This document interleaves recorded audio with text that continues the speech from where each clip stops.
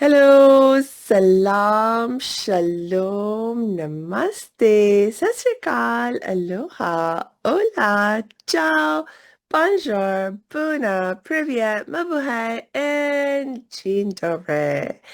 It's so good to be with you again, and I know you'll be so happy you've joined us today because we have a very cool guest with us, and it's Neil Twa, who is the CEO and co-founder of Voltage Holdings. Welcome, Neil. Hello, good morning, good afternoon, good evening, depending upon when you're listening to this. Excellent point. Excellent point. Yep, We yep. actually do have a very global audience. Excellent. Yes. And Neil, I'm so happy to have you with us. And Thank you. please tell us more about who you are and what you do. Okay. Well, first and foremost, I am a father, a husband. I have four wonderful daughters. I get to manage, love on, care for, guide, all those other things. My wife and I have been married for about 18 years or so. My daughters all happened in the first 5 years after our marriage. So it was a young family moving very quickly. They're now in their teen years. My oldest is 17. We have a homestead out here in the mountains. We love to hang around. We homeschool our daughters. We do lifestyle as a design. It took us kind of 18 years to get to the place where we've kind of put our family in a rhythm together of doing life every day around each other, which has been amazing to balance, the things we do in business and the opportunities we have and the travel we do and the things we do here to manage and go, which is a blessing. And the business that has allowed that to occur for me was the physical products and e-commerce world, building private label brands, starting on Amazon FBA and then moving them into other channels like Shopify and TikTok and retail and that kind of thing and building those businesses up so that they are saleable assets to the exit. So we kind of build with the beginning and the end in mind.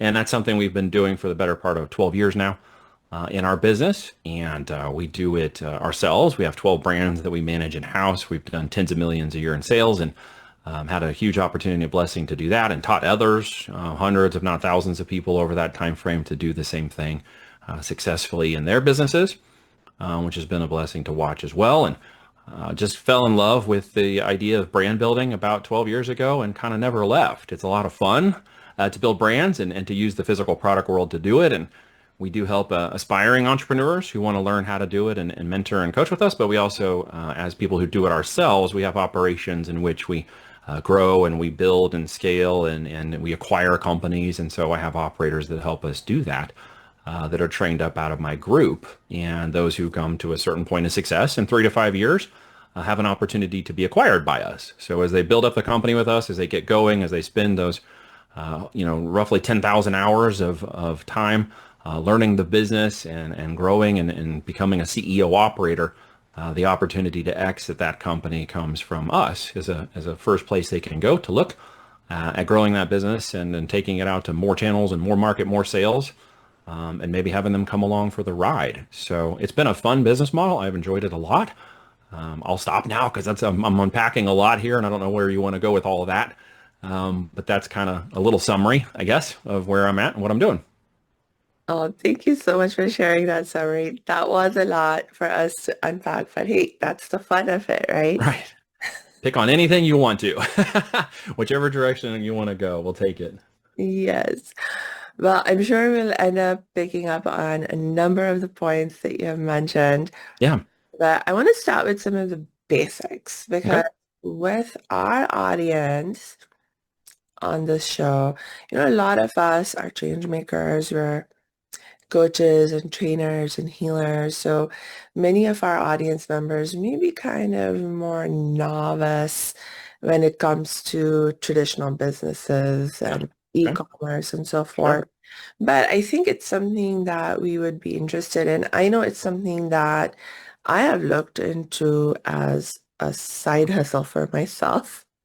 Um, in addition to my coaching and training work, because Hmm. when we think about how do we make change fun and easy, one of the big challenges that I've experienced myself in the world of coaching and training and healing, and I've seen a lot of my fellow coaches and trainers and healers struggle with also, is that for a lot of us, we're not actually um, able to, especially in the initial years, create a full-time income doing coaching training work, especially in the early years when I got started in this work. It was 2012.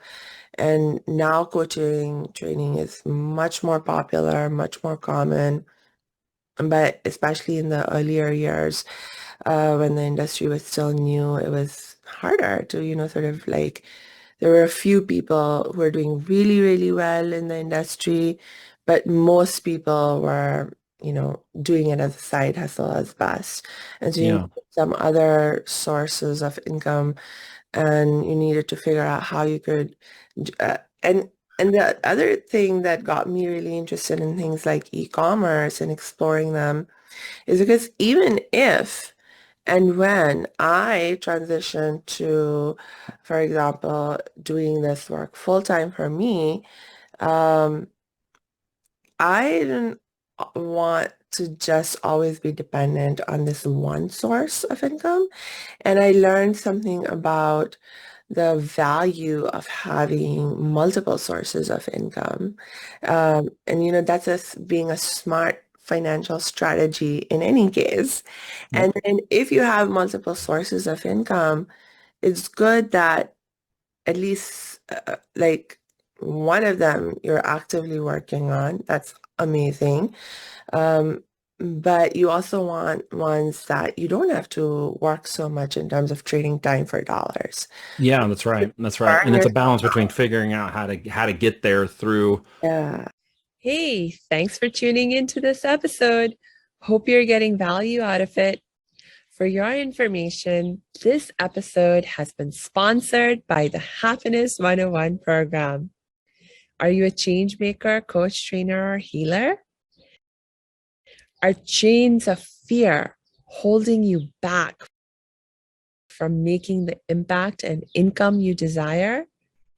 Using a unique combination of positive psychology and the spiritual wisdom of our most effective change makers, the Happiness 101 program helps you break through your limiting beliefs and manifest the abundance and success you desire with fun and ease. Interested?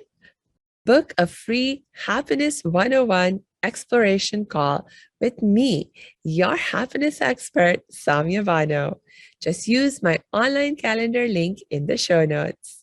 Now, back to the show. The idea that you will do it full time, but you might start it on the side. I'm a Yeah. proponent of starting that. I'm just not a proponent of the mindset of which people want to dip their toe into a side hustle or a hobby, and then the minute it gets hot, they step out. Like, oh, well, I'm out. And that's not a full commitment to it, Yeah, right? yeah, no, but that's not what I'm referring to. I'm referring Yeah, to more like sources of income that can be more automated so that they can be more passive in some ways, or that can be more easy to, because they're automated, for you to leverage your time. You know what I mean? It's like yeah, what, for example, with coaching, I'm the coach. So I have to put in 100% of the time to right. coach as many clients as I'm coaching. And there's no really getting around that. There And actually is. Let me tell you something. One of the ways I did it, and this is a bit of a road to hoe, but once you do it, you'll realize it makes it much easier. And one of the ways we do that is we'll do it in kind of a cohort format instead of a one-on-one format. We'll have like yes, 1 to yes, 10, kind of format. We'll train them all each week over the specific time frame and kind of move them through the process together. yeah, yeah, Another way that I've did that is to, and this took a little bit of time, is I opened up kind of a mastermind of people who I believed and invited were higher level in business and thinking and time and energy and money, even if they were working a W-2 or other things. And I invited them to come work with me one-on-one for 12 months with myself, my partner, to start off with. And as I trained those individuals up over the years, what we've built up is a group of overall about 300 people since then. Not a ton, but enough that it is raised up out of that group my top CEO operators. yeah. And that top 5, 10% of them, we have now invited to come work with us under profit sharing in the businesses that we are building for ourselves, for our clients, or we're acquiring. And then they get to get a percentage of that and they help run it. Now they're experienced. We know who they are. We invited the cream of the crop. Yeah. And so now we have those individuals helping to run the businesses. So that has taken away more of our time from Yeah. it. Systems and automation kicking in behind with our processes and technology have made it more automated using certain kinds of systems, warehouses, and other stuff. And then those individuals don't need me to micromanage them. They're not employees, right? Yes.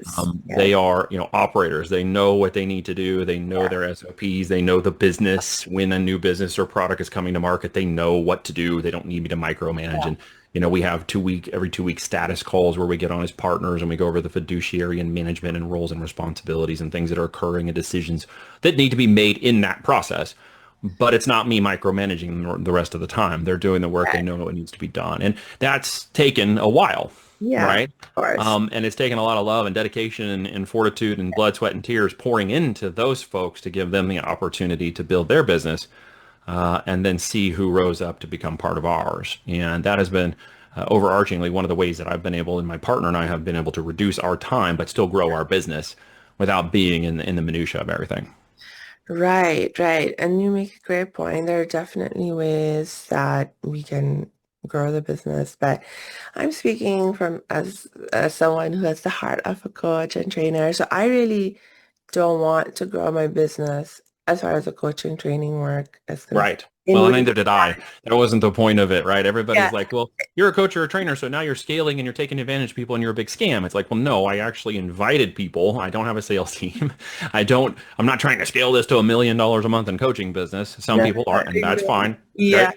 Not how I wanted But to do it. even it's like, part of what happens is we have to be really clear about what our real passion is and what we really want to see. What we really want is the outcome. That is right. Exactly. And Yep. like for me, like the actual coaching, the actual training, the actual one-on-one time that I spend with people, that is part of the passion that I have, with the coaching training work. Absolutely understand. I While we love those can do, successes. Yep. yeah, and I do some group work. I have put in place certain structures to help scale certain aspects of the Great. business. But, there is a limit to how far we can go with that. Yeah, there's a balance of how far you No. want to go. Yeah, Yeah. and you end up, if you're smart, you'll end up putting some barriers in front of you that slow down and re-qualify and build a higher aptitude or higher intent for the people that Yeah. are coming.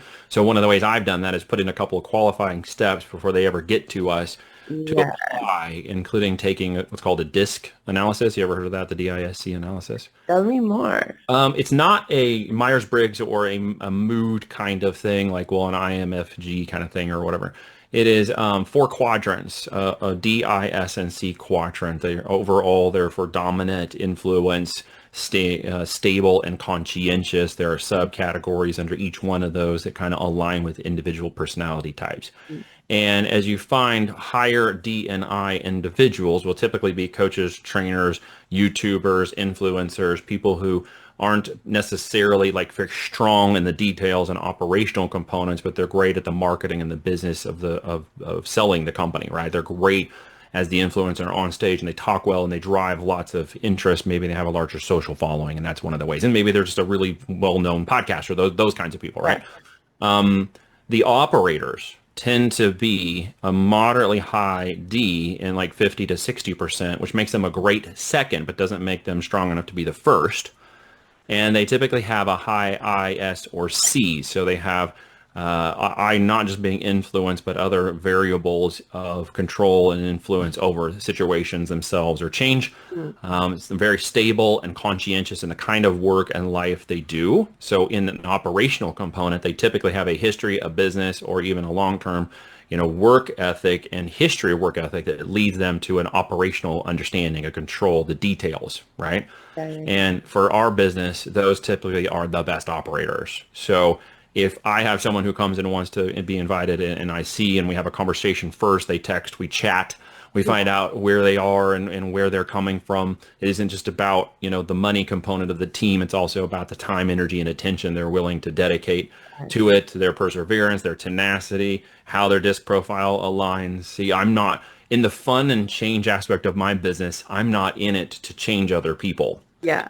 I'm in it to give them a roadway that they're already on a path and we just happen to intersect, right? When the mentee is ready, the mentor will appear. Yes. And with that, people come in and they're like, this is what I've been looking for, Yes. right? And I'll talk to hundreds of people before that one person shows up. Sometimes more than hundreds of people. Sometimes I'll go months and I don't find that right person that I'm willing to get on a call with and invite them to do what we're doing. Yes. I'm looking for that person who fits that aspect. They're on that way. They've maybe tried the side hustle or hobby thing and realized I have to do this full time. I have to treat it like a business. I have to be dedicated to it. I have to dedicate the right time, energy, attention, and money to building that company. And Yes. then when they hear what we're talking about, it's kind of like a light bulb goes off. They're a little bit of a unicorn, if you will. Yes. And that works to kind of qualify out only the people I want to work with in our Yes. business so that the coaching component is just an aspect of me filtering through who Yes. becomes the best operators. Right. And with the best operators, then I can see how the business is going to run, which is a mutually beneficial thing. If I'm going to put my money into that company and product and brand, or I'm bringing a partner in, then I want to know this person operator who's going to partner too Mm. is the one that fits the success metric required to make that go at its best effort, right? Yes. I've actually experienced that model. I've worked with a number of mentors and actually even a training company. I mean, they train trainers and Hmm. use a similar model to what you're describing is that, the lowest levels, they do trainings of masses of people. But they have a process you can go through. Like if you like their company, you can sort of go up the ranks and get to a point where you actually become a trainer with them. And it, so there's definitely models and it's just a matter of making sure that me as an individual, I know like what I really want to spend my time on because sometimes That's we right. can get really lost. I've had this Mhm. happen Yeah, where, you get busy building the business and you lose yourself in it. correct. You get, That can happen, right? and You you're lose sight of the fun. exactly. Yeah. Yeah, And no, it happens to everybody. And I think that, the best entrepreneurs I know and have helped me understand this is to not resist the change when it comes. yeah, And it always comes. Change is a cyclical thing. It happens in waves. It's time and it's a market, it's conditions, it's people, it's time of year. Money is like a river. It literally flows and moves. Sometimes it changes directions and goes different ways. That doesn't mean it doesn't exist. It just means it's moved. It's changed. It's gone a different direction. And yeah, that's our opportunity to take that change and embrace it positively. And instead of saying, I have to do this, we say, I get to do this. yeah, Very big difference in saying I tell my children continuously, you don't have to do anything. You get to do it. Just understand there are consequences to those decisions. that's right. Yep, there are consequences. You might meet mom and dad head on if you decide that you get to do it, but you decide you don't want to. There are consequences to all those actions. That's how life works. But you get to do these things. You don't have to. And so at that way, we change the mindset, right? We change the mindset about time. You talked about trading time for money. I used to do that at a corporate job, right? It's one of the reasons why I left in 2007 because I was tired of trading my time for somebody else's time, right? Yeah, And as I went along in the first 5 years of business, and I think a lot of us do this yeah, really when we first get started, until someone helps us snap out of it, or just by conditioning or change, we snap out of it. And that is we end up working a business that's still trading time for money, mm, that's right? We just put on a different cloak, we put it in a different house, we put it in a different category. It feels a little different, but the longer it goes, the more we realize that we're yeah, still working the business, and to some degree, it's working us, yes, right? exactly. And this is the challenge to get past because that is usually a barrier of change that is only broken by risk. Ah, mm-hmm. Risk to reward ratio changes, and whether or not you're willing to accept it, or whether or not you're going to entrench yourself or be unwilling to change or adapt to that point where you should pivot, it is typically because something new has to be risked. Right. And for that risk, elevation will occur. And if you're willing to take that next risk of elevation, you can see the reward. It's just that point of feeling that fear and not doing it. There's a moment where you'll pass that time and lose that momentum.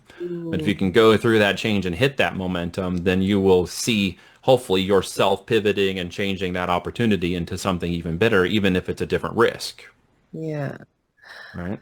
that's a really, really interesting perspective and a bit of wisdom. Thanks so much for sharing that. Yeah. Well, the truth is you only get through those levels by execution. So at the base Yeah. aspect of any thing, like I started flipping products for profit as an arbitration thing, and Mm, I was working a business myself inside of what I was doing, but I started doing it as a side way to try to start some new revenue out of this yeah. business. And when I quickly realized was it wasn't, I was splitting time, I was splitting attention, I was splitting money, and that just couldn't happen. And if I really wanted that to be something successful, I had to focus all energy, attention, and money and time on it. Mm, And for a lot of people, that doesn't make sense because it's sort of like the idea of going all in. Like, how do you know it's going to be successful? What do you know about the guarantees? Well, how's it going to work? What happens if it fails? Well, yeah. okay, that's all part of the risk. And those who are willing to accept or try that Mm, may find certain successes and pick failures. Have been big at risk in life and went bankrupt once. Okay, I can tell you that's not the worst thing that can happen, right? You can run out of money and you can figure it out. Okay. Those who fearing that possibility while taking no risk and only wanting guarantee and reward as the preferred method of doing anything and executing anything are never going to have any success. Those who are willing to risk execution, look stupid, fail at it, and then pivot and move and fail forward and do it again and keep going until they figure it out are the ones that are ultimately going to be successful true. because they kept going and kept stepping and kept going and kept stepping and pivoting and moving until things started to make sense. They started to figure it out. The market was responding. Things they were selling were closing more, and it was working better. I'm a big proponent and have been in the business of doing the business first, proving to myself I can do it, making it successful before ever taking anybody else into a mentor or a discipleship of the business model. And so we did many years of business ourselves, building these brands and stuff before we ever helped anybody else. Yeah. And I think that is one of the misaligned expectations that the market has of us, but then not a lot of people can substantiate that, Yeah. right? And you see that in a lot of coaches and trainers, and we have to be careful with that, right? Because there's integrity in business, there's integrity in ethics in the marketing of our business, and I would prefer to say I have tried it, I failed, or I won, or here's how my results worked. This isn't guaranteed, but I can show you, to do the things that I didn't do and the things I'm doing better now. These are the things you should do, Mm, and really guide them because I'm doing it and can show them that I'm doing it today, daily, weekly, monthly, right? And I can show them how our brands are working, what kind of products, and here's our system and our processes, and take them under my wing and give them a better opportunity of success because my business model is placated on it, right?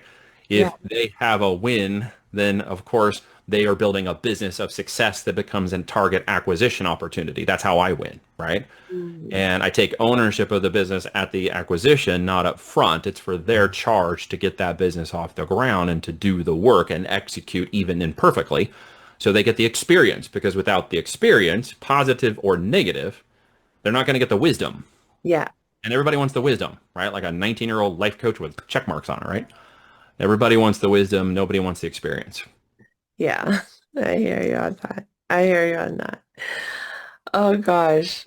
Okay, you know what? I had this intention of having you explain to us some of the basics of the what you talk about in your book with the Sure.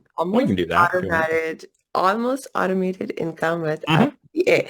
So tell me more about actually what can you define FBA as? So in terms of automation, let's start with that for a second and part of Okay. your question. The system I've found a long time ago through a friend, Amazon FBA, is basically a logistics and warehousing company that has trucks, trains, planes, and automobiles, right? You may know it, we know it as Amazon showing up to our door with products, right? Okay. That's a logistics company that when Amazon decided that it didn't want to do its own book fulfillment and it also wanted to expand its marketplace opportunity beyond books, they went and bought a logistics company, Mm, right? That did freight and shipping and everything. And they rebranded it as Fulfilled by Amazon. Okay. mhm. And so they've grown that along with their .com to deliver the product. So, since they made that acquisition somewhere around in 2008. Mm. And that allowed them to move all the other products we get from Amazon besides books, right? Mm. And that system has trucks, planes, trains, automobiles, warehousing, and automations and systems. It's now got robotics and AI, and it's got all of that stuff sort of really taking billions of dollars of infrastructure, right? Yeah. So as we leverage that to move products, not just to Amazon, but as it is a warehousing and shipping and logistics company, it also moves any other product that you do an order fulfillment on. So I could have a Shopify store that is the products are being delivered through Amazon. I Uh-huh. can put in a TikTok store and have the products be delivered by Amazon.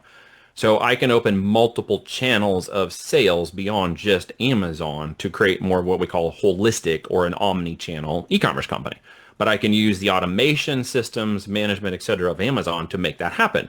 That Mm. means I don't have to pack and ship products. I'm not eBay flipping things. I actually have a 12-year-old over here who's doing that with a little eBay business where she's flipping products, has been selling things she finds at garage sales and has been learning the arbitrage business on eBay. And if she's a 12-year-old, you guys can figure this out too, right? And so she's buying low, selling high, and we're talking about that. And she's got her little eBay account and she's doing really well. But the end result is that, flipping products for profit is trading time for money. Yeah. Okay, because you're doing the work, you're finding the stuff. Once you sell one product, you got to find another one. Yes. So I didn't want to do that, right? I didn't want to do that. I knew it couldn't scale in that way. I knew there would be troubles with the whole thing. So Amazon's automation system, literally, of fulfilling the product and helping to select their customer to buy your product and then delivering it and dealing with the customer service returns and all that stuff, was an easy way to automate that whole process for me without having to ship it myself, right? Yeah. Yeah. So what I focused on was, okay, how do I market it, brand it, pick the right products, and really get people to buy those products? Yeah. And that has since changed a lot, but it really just started out on the flipping products for profit side. But I realized very quickly the difference in a side hustle hobby business of flipping products and trading time for money is very different than a brand-based automation that grows on its own organically every year because more and more people are telling other people and the systems are understanding that your brand has a life cycle. Your brand has this big picture deal. And to understand that over time, I've come to realize that the products are simply just the vehicles, and the vehicle can change in time because all products have a life cycle, right? Even Sure. the branded ones. But I can order tens of thousands of the branded ones once it starts to sell. So once it starts to sell, it becomes more automated. That make sense? And I Yeah. don't have to keep finding more products to Yeah. flip one-on-one. I find a product within the brand that matches the existing avatar and I launch that product and guess what? It takes off really fast. So in simple terms, the more products I put in my brand, the faster the products go, the more money I make. So Mm. we have an iterative process of constantly feeding products into the brand because the brand will live forever, but the products have a life cycle. Yes. Right. So we don't marry our products, we marry the brand. And you can understand that in the simplistic of the market. Like if you're an Apple person, right? If you have versus an Android, you might be brand driven there, right? And you may not be able to list every kind of Apple device, phone, whatever there is, but you're into the brand, right? Yeah. You may have never owned a Lamborghini or a Ferrari, but you know the brand. You probably can't name most of their cars, most of Right. their products, right? But you Right. understand the brand. Yeah. Yeah. Yeah. Yeah. Yeah, so that's why we moved into brands. By 2015, we had our first seven-figure brand. Once we broke through that barrier, so much about the economics of the business grew without the minutia of us trying to force it every day. Mm. Yes. So that system starts to take on its own life. And as you continue to work it every day and it starts to grow and grow and grow, it's our job to stay in the mechanics of watching the AI systems that manage so much of it now for us, literally in the last 3 to 5 years. Most of our systems, from the research to the analytics to the finding of the right products and negotiations to the management of inventory to the just-in-time management of all the different stages of which inventory is moving to managing the pay-per-click and marketing campaigns to the images and graphics and copy. That's all done by AI now, Mm. right? So even those systems are allowing one operator to manage a six, seven figure, multi-seven figure company 4 times over because what they're doing is they're like air traffic controllers setting in front of dashboards of blinky lights, moving physical products with containers and everything across the dashboards. Yeah. Yeah, so they're like air traffic controllers for brands. Yeah. So it makes it really more automated that way because there's so many systems that can be put in place now. The heavy lifting with what we do is a little different because we are in the physical products, literal physical products, which to me is Yeah. great because it combines the digital component, which I had more history and experience before I sold products on, and it combines an actual physical asset in a box that shows up. Yes. And so I own the beginning and the end. I own the whole brand, and it made more sense to me, if that makes any sense to you, to control every aspect. Because before I controlled one side or the other, I didn't control the whole thing. And when I became a brand owner who owned the brand, the marketing, and the product back end, having this manufactured created its hours, I became a business owner, and I Mm, stopped being an entrepreneur. yes, I see what you're saying. Hmm. So, okay. So, I mean, obviously for you, this has been a multiple year Yes. journey. You've sort of built your way up. For Yes. somebody who is like, okay, you know what? I am ready to sort of give this whole more almost automated Yeah. How do I get started e-commerce in kind a of, physical how do I product get brand? started? Yeah. Sure. Well, we call those aspiring entrepreneurs, right? Yeah. But I can take, and myself and my partner, who's been with me, Reed, since 2012, he is in his profile more of the ISC. I'm more of the DIS side. So we balance each other like one brain, Nice. right? And together between marketing and business and branding and operations and controls, we've been able to build these brands over and over again. Not everybody has that. So our business builders group has kind of become the other half of the brain for a lot of people, Hmm. right? Kind of fills in that connection we mentor. We can take, our combined 50 years of business and concatenate it down into 12 months of one-on-one daily, weekly, monthly coaching to go through every step. There's basically five of them in the process of following our playbook to build a brand to seven figures. And we have repeatedly done that with folks who have the right aptitude and time, attention, and the right money and capital to deploy in year one to a business like this, and been able to get them to significant successes by years 3, 4, and 5. And by significant, I mean brands that are running $25 to $300,000 a day in sales. And so when you see the opportunity of this giant economy that's right below you and near you, you just don't necessarily understand it to the degree of its capacity because it's so big, it's so vast, it's hard to understand the numbers. Even I have trouble at times comprehending the numbers because I don't quite understand what it means yet to move 6,000 units a day, Mm, which is something Amazon does in a second. yeah. Okay. They move 6,000 units, actually a minute, excuse me, 6,000 units a minute. And that's an enormous metric, Yeah. right?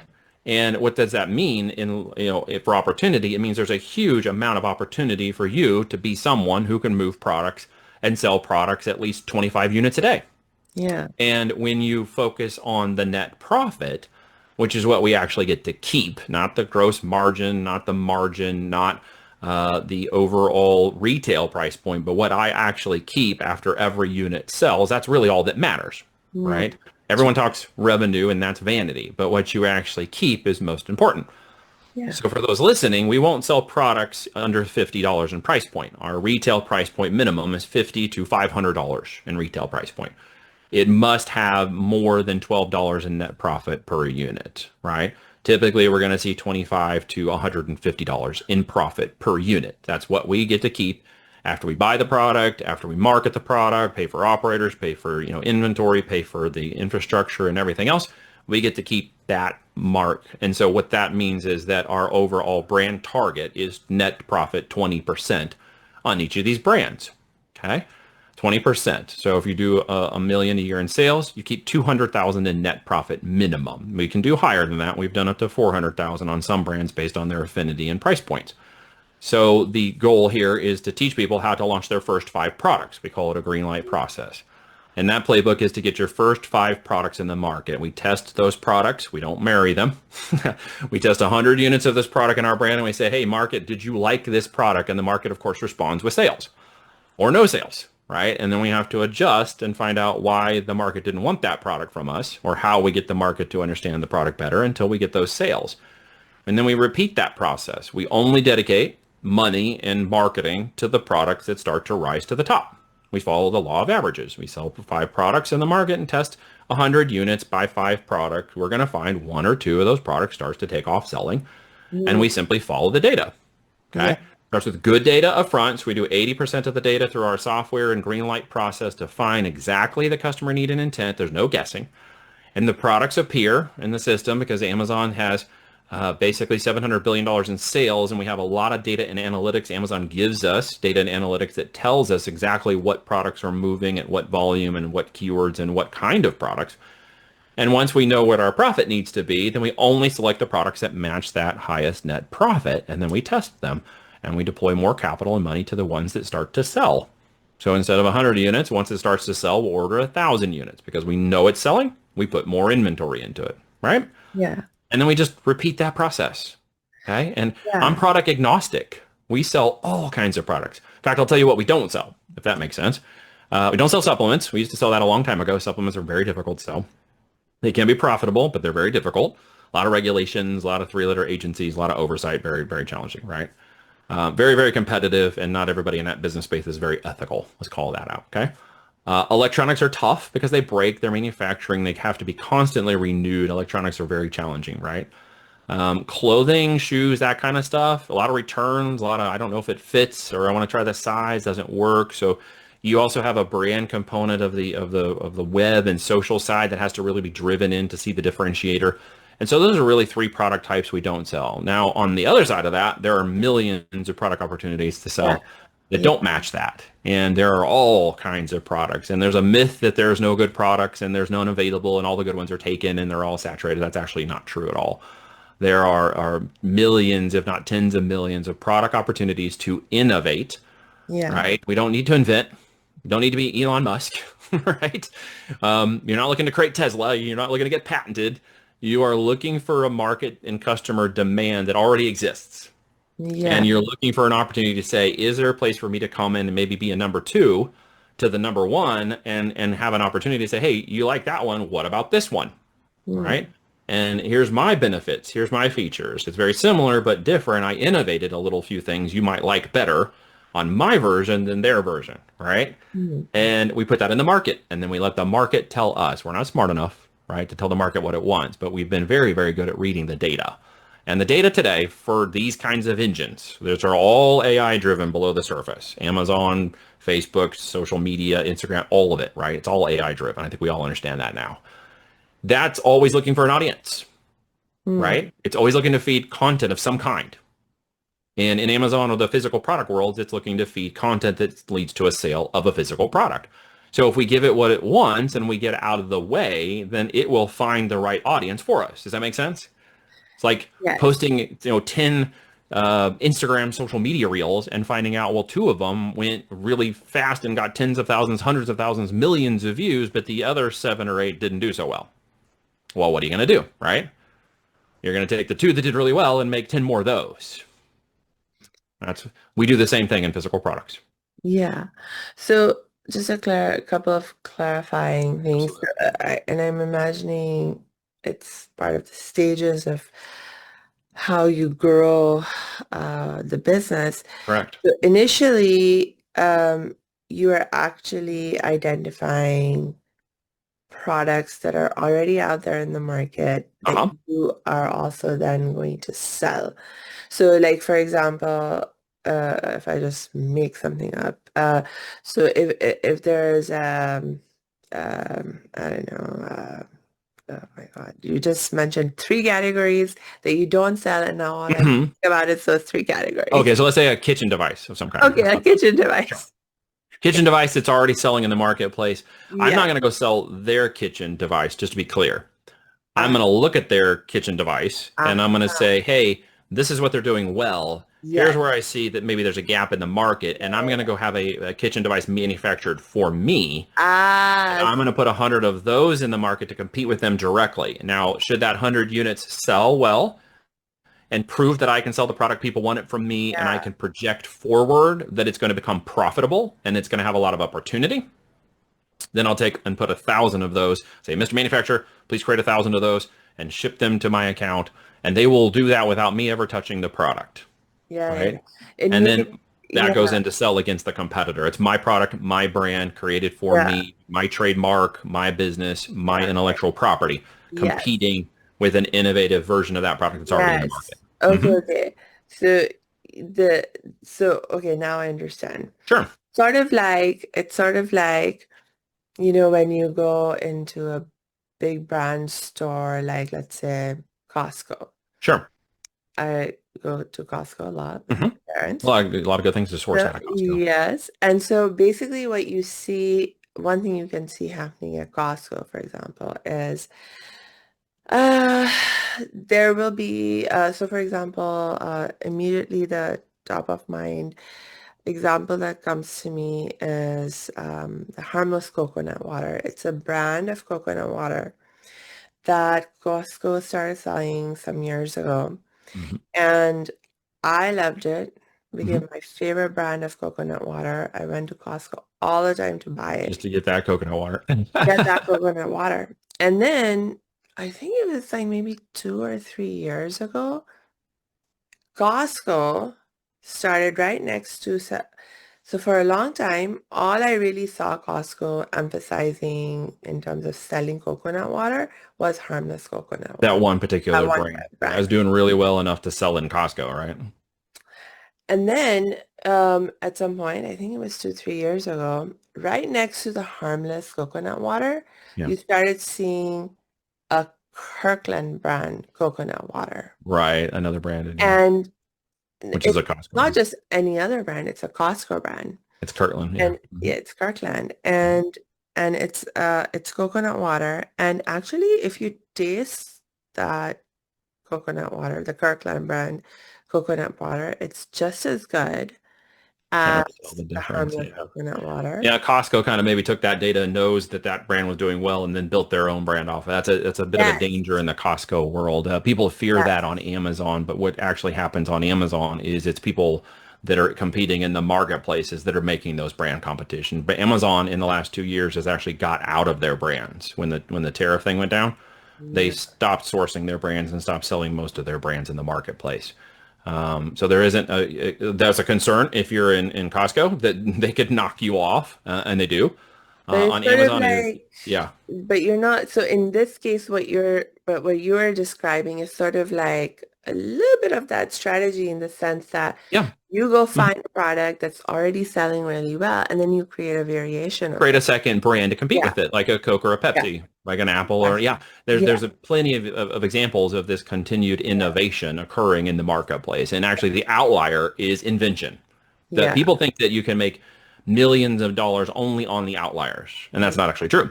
You can make millions of dollars selling competitive products that have an existing demand in the marketplace, and you simply yeah, stepped into that demand and said, "Hey, what about this option?" Right? yes, And hey, you got that one. Well, you like this one. You got this Pepsi. Why not this Coke? You got this Nike. How about a Reebok? yeah, So, Burger King, McDonald's, it just goes on and on and on, right? And that's an opportunity that means that there is an unlimited opportunity to sell products in that way. mm, There's no scarcity in that marketplace of opportunities. Products are like the second oldest industry and profession, if you will, in the world.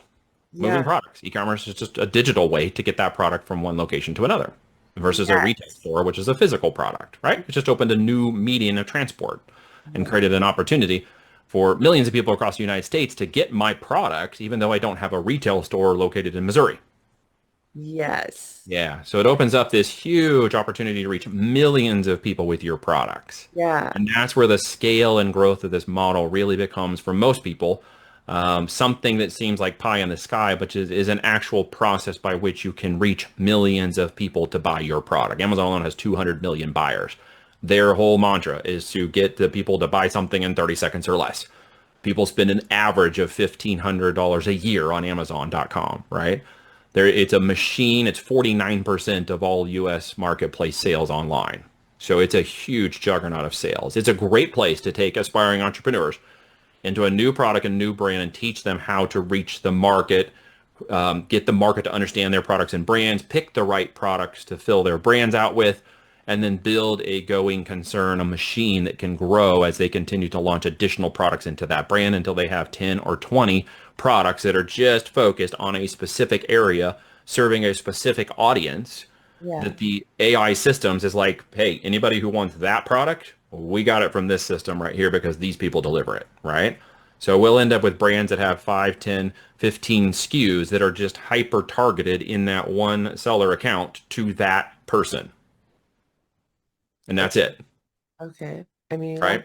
a little bit over there with some of the language you were using, but I think I get Yeah. the overall concept. Yeah, we basically have a person we've targeted, and there's millions of those persons, and then we're selling products that only those people like want to get continuously into the millions. So we Okay. don't vary across a bunch of different products in a single brand. A single brand has maybe 10 to 15 products that only serve that one kind of person. Yes, yes, yes, yes. So Mhm. like an example of a brand, like there's some common theme that ties every product within that And, brand right, because you may together. want the, let's say, kitchen gadget we were talking about earlier. You Yeah, might want the kitchen gadget with these utensils, but then you might want the different gadget that has this color, but you might want the larger version of that gadget. You want the mid-size, the variation of that gadget. There are yes, other people who are like, well, I don't want the 4-quart version of that. I want the 12-quart. Well, we also sell the 8-quart because yeah, people might want the 8-quart. You see where I'm going with this? yeah, And yeah. then we'll have the black, purple, and yellow version, the most in-demand colors that that market wants. We'll have those variations. And then we'll have bundles of those variations. And we'll have variations of those variations for all the other people that might want that kind of product with a different combination. Yes, yes. Yeah. And so we just go wide across that until we have a brand that is just focused in that area. And then we go to another product, another brand, and we do the same thing. And then we just repeat that process over and over again. Interesting, Hmm. interesting. That Yeah. creates Okay. scale. Hmm. Okay. I get that. I get that. Yeah. It's a I lot of mean, fun. yeah. And I mean, I guess it's up to the individual also in terms of, uh, like one of the ways I imagine that you would build brands that you can personally get really excited about is to choose products that really resonate with you. That's one way to go about it, but what if the way to go about it was to find a market and audience that wanted to buy it from you, and your love and passion was the business, and their love and passion was the product? Then we'd be agnostic to what we sell. I'll sell fuzzy bunny slippers to grandma if it's profitable, she loves them and wants to tell all of the people in her nursing home how much she loves them. So you don't feel like you need to sort of have a better understanding of the I do product. not fall in love with my products. No, there is actually a data segment process by which you can identify the data of Yeah. which products are most in demand, by which customer is there, and then through AI intelligence and research, we can determine exactly who that person is, where their age is, where they're mostly located, and then provide them with a product from that brand that they're willing to buy and buy in volume.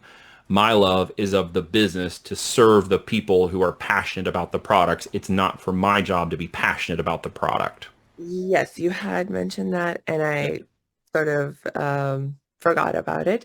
Yeah. And so now I'm actually thinking, okay, about another side of being passionate about the business side of things. Hmm. In order to build, so I'm actually now thinking about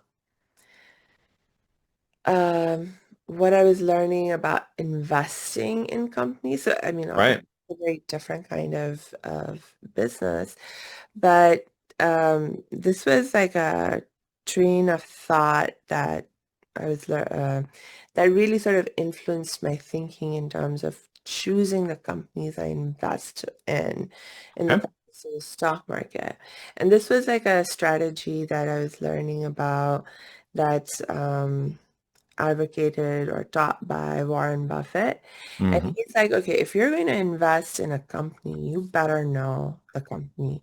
And not just know the company, you need to know about the industry and you need to know about the products that it sells. And you need to make sure like you have an understanding, because if you don't understand the industry, you don't understand the company, you don't understand the product, then you can't see where it may be going when if it's heading into trouble, if it's about to all go down the drain. How do you know when you're going to when is the right time to get in, get out, etc. And there was something very sensible about that, but I guess part of what you're saying is that now so much of that is just being all that data and analysis being done for you in an automated context, you when you're selecting your products, you're just depending on that. Well, I'm building the business that builds the brand. So I'm on the other side of the Warren Buffett spectrum because I am controlling the growth of the business, the brand, and the outcome so Yeah. that I'm investing in what is known in the business and what is known in the And then products, the what is known in business the brand. itself, it's like like the products we know, like a product may be really popular right now, but before you know it, it's out of style, out of fashion, That is always a risk, which was where we right? would pivot in changing the product. That's why we don't marry the products. We marry the brand because products will evolve, products will change, products will adapt. And that's their life cycle. That's their Yeah. purpose in the business. If So I'm there going to is, invest in a business on my side of the house, it is I'm investing in an e-commerce business with a brand and a product that is growing, that has opportunity where I see we can impact it through marketing, fiscal and fiduciary responsibility, supply chain and logistics, and of course, growth through marketing and other channel activities. And then we'll look to acquire that company so we can move that farther into the market. So that is, in your same words, investing in what you know, right? yes, Because we know yes. that business, we invest, and we actually have one of those Right. acquisitions going So on right now there that will is, close yeah, yeah, at yeah, the end yeah, of yeah, August. right. Yeah, and it Yeah, is a company that we know is taking market share. We know how to run it. We know how to operate. We know how to grow it. So when we invest our time and money, similar to the Warren Buffett, we're going into the business because we know how to grow it. right. So Mhm. there is that element of making sure you know something about what you're getting. 100%. Yeah. And the best way to know that is experience. And the way to get experience is to build and Yeah, to learn and to swing a hammer and yeah, figure out what it feels like to hit your thumb until you figure out how to do it right. And yes, then invest in what you know more of. And that creates multiple streams of revenue. So I don't know I've got more than 10 streams of revenue in my holdings company because every different vertical, every different brand, every, the software, the consulting, everything is another vertical of revenue across something that we know. you're right. Mhm. Yeah, so yes. So I'm so glad we got to this point in our conversation because I think that is the real talk, in terms of like a lot of times people don't, I think people underestimate the value of the research and the really getting to know these kind of fundamental aspects of the business that you are wanting to get Yes. into, Yes. and Trying and learning through experience is the best way. If you choose to get in, choose a vertical and stick with it. yeah, Entrepreneurs are typically folks, and I've been one, who are searching for that one thing they want to stay focused on. Be yeah, careful how long you do that. Serial entrepreneurs, while it sounds really sexy, they aren't usually the most successful. If you go down and look at the most successful entrepreneurs, you will find that they typically did what in the book Good to Great by Jim Collins did is they hedgehog into a vertical and then they just stay and hedgehog in that vertical. yes, this is something even Warren Buffett talks about in the context of investing. He's like Right. Stay in your vertical. the common myth about successful investing is that you diversify Right. No, it's portfolio. no, you And you can actually, diversify in a lot of ways. Yeah. And no, there that are certain ways that's in which like uh, successful investors are diversified, but it's not in the ways that most people think. right. They're actually specialists. They'll find 100%. industry, a kind of business, and they will diversify within that in context, but they're really specialists. Well, So I would say that the common phrase that maybe resonates here as we probably getting close to the hour here and have to come to a stop because it's been great and I just realized we're getting kind of over our time here, but and that's my fault for talking too much. But in the final thing kind of is to say that success is boring. At the end of the day, if you find that success, the opportunity is to stay in your vertical and find new ways to entertain or to have fun in the business you're doing because if you keep going and you get enough of it done, it's sometimes boring. So for us who have to keep creating and doing, for me, where I've found my niche that really helps is I'm building more brands in the same niche, new products, new opportunities, new avatars, new challenges to solve. And just staying in that vertical and solving those challenges keeps it from being boring. Because once that company's up and running and the operator's doing what they're doing, they don't need our micromanagement. They don't need the details. It's in growth mode. unless there's some problem to solve. It doesn't change dramatically. And so we're off to create a new brand. We're off to go to a new vertical. We're off to go find a new product, right? And to challenge that market. And that's what's fun about what we do.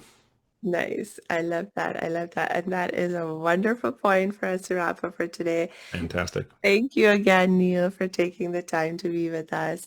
Thank you. And my last reminder is to our audience, please make sure you check the show notes because if you're interested in learning more of what we have been talking about today, we will be dropping Neil's links in the show notes so you can connect with him, get the help and support you need whenever you're ready for it.